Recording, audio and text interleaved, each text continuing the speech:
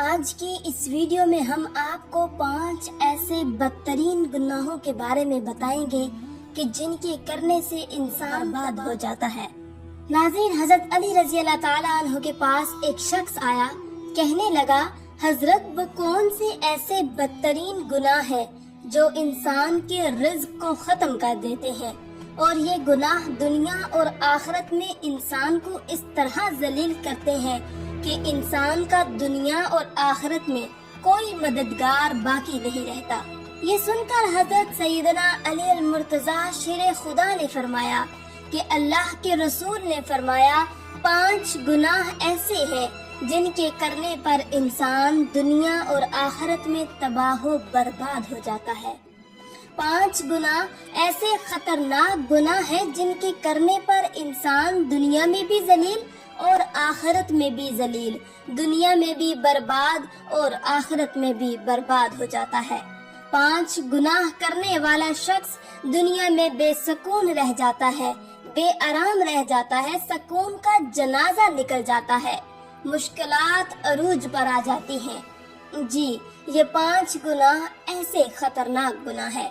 حضرت علی نے فرمایا کہ اگر تم چاہتے ہو کہ اللہ کا خاص کرم تم پر برقرار رہے، اگر تم چاہتے ہو کہ رزق کی فراوانی ہو، کامیابی تمہارے قدم چومے، خوشحالی تمہارے قدم چومے، تو خدا را ان 5 گناہوں سے بچ کر رہنا۔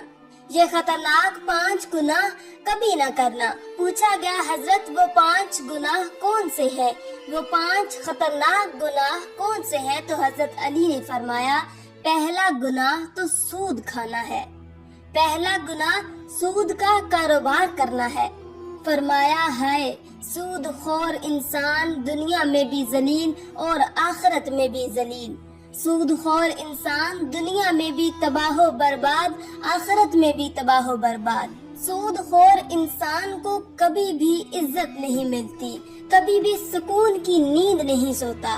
سود خور انسان جو دوسروں کو ٹینشن میں مبتلا رکھتا ہے، خود بھی ہر وقت، ہر گھڑی، ہر لمحے ٹینشن میں رہتا ہے۔ طرح طرح کی پریشانیاں اسے گھیر لیتی ہیں، ہر طرح کی مصیبتیں اسے گھیر لیتی ہیں۔ فرمایا، قیامت کے دن سود خور انسان ایسے اٹھیں گے کہ ان کے چہرے مسخ کر دیے جائیں گے۔ ایک سود خور انسان سیڑھی سے نیچے گرا، منہ کے بل زمین پر گرا اور وہیں مر گیا۔ بیٹا کئی روز تک باپ کا غم مناتا رہا۔ ایک رات بیٹے نے باپ کو خواب میں دیکھا، دیکھ کر پوچھا، ابا تیرے ساتھ کیا معاملہ ہوا؟ سود خور ابا نے کہا، نہ پوچھ بیٹے، سیڑھی سے نیچے گرا تھا، بجائے زمین پر آنے کے سیدھا جہنم میں چلا گیا۔ حضرت شیخ سعدی رحمۃ اللہ علیہ نے فرمایا، میں ایک نیا مکان خرید رہا تھا، مکان کی تلاش میں تھا، اتنے میں ایک سود خور میرے پاس آیا، مجھے کہنے لگا، یہ مکان خرید لو، عمدہ مکان ہے، اس میں کوئی عیب نہیں ہے، اچھا مکان ہے، میں آپ کا ہمسایہ ہوں، اسی محلے کا رہنے والا ہوں، آپ کا پڑوسی بن جاؤں گا، آپ کا ہمسایہ بن جاؤں گا۔ سود خور انسان مجھے کہنے لگا، میں آپ کا ہمسایہ بن جاؤں گا، اسی محلے کا رہنے والا ہوں، یہ مکان بڑا ہی عمدہ ہے، اس میں کوئی عیب نہیں ہے۔ حضرت شیخ سعدی فرماتے ہیں، او نادان، تو کہتا ہے اس میں کوئی عیب نہیں ہے، مجھے تو سارے کے سارے عیب اسی میں نظر آتے ہیں۔ اس نے کہا، حضرت وہ کیسے؟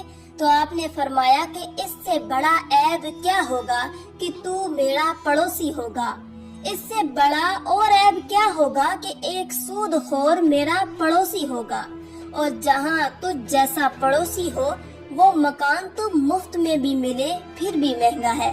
خدارا، اگر دنیا اور آخرت میں عزت چاہتے ہو اور دنیا اور آخرت میں مکان چاہتے ہو، اور اگر تم چاہتے ہو کہ خوشحالی تمہارے ساتھ رہے، رزق کی فراوانی ہو، اگر تم چاہتے ہو کہ کامیابی تمہارے قدم چومے، تو سود کبھی نہ کھانا، سود کا کاروبار کبھی نہ کرنا۔ فرمایا، دوسرا گناہ کسی نیک عورت پر تہمت لگانا، کسی نیک متقی پرہیزگار عورت پر تہمت لگانا ہے۔ کسی عورت پر تہمت نہ لگایا کرو، کسی کی بیٹی پر تہمت نہ لگایا کرو اس سے پہلے کہ تیری بیٹی کے اوپر تہمت لگا دی جائے۔ میرا اللہ فرماتا ہے جو شخص کسی عورت پر تہمت لگاتا ہے جو کسی نیک عورت پر تہمت لگاتا ہے، حالانکہ وہ اچھی ہے، نیک متقی پرہیزگار ہے، نماز پڑھتی ہے، روزے رکھتی ہے، وہ اچھی ہے، جو شخص کسی اچھی عورت پر تہمت لگاتا ہے وہ دنیا اور آخرت میں ذلیل و خوار ہو جاتا ہے۔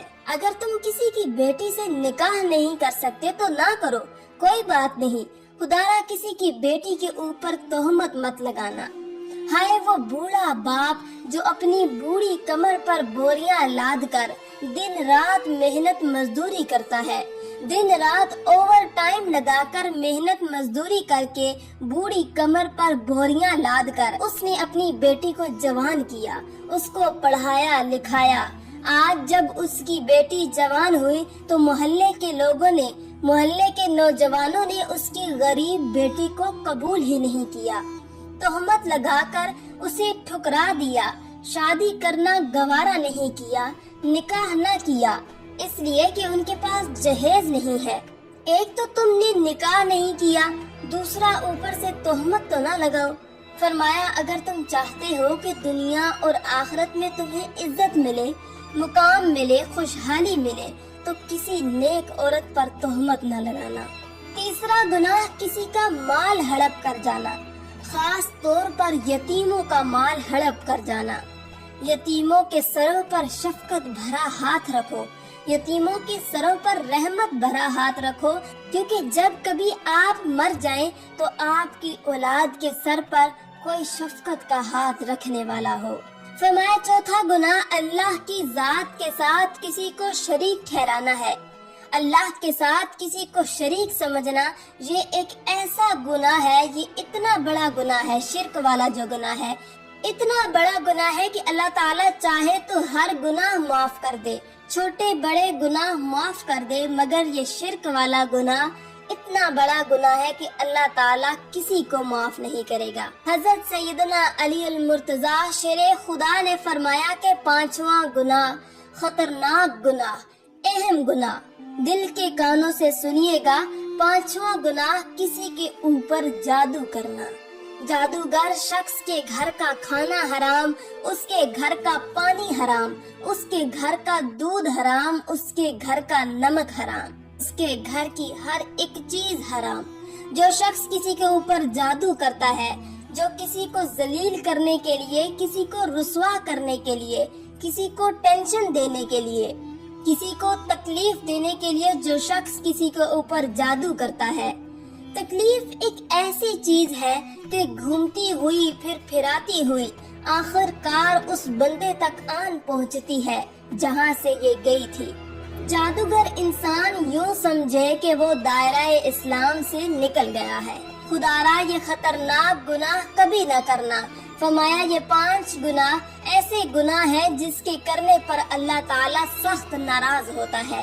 اگر آپ چاہتے ہو کہ اللہ کا کرم آپ کے اوپر برقرار رہے، اللہ کا خاص کرم تمہارے اوپر ہر وقت برقرار رہے، تو یہ 5 گناہ کبھی نہ کرنا۔ تو ان گناہوں سے پرہیز کرنا، بچے رہنا، انشاءاللہ تمہیں دنیا میں بھی عزت ملے گی، مقام بھی ملے گا، تمہیں دنیا میں بھی مرتبہ ملے گا، تم دنیا میں بھی کامیاب ہو جاؤ گے، رزق میں فراوانی ہوگی، خوشحالی ہوگی، کامیابی تمہارے قدم چومے گی اور تمہاری آخرت بھی سنور جائے گی۔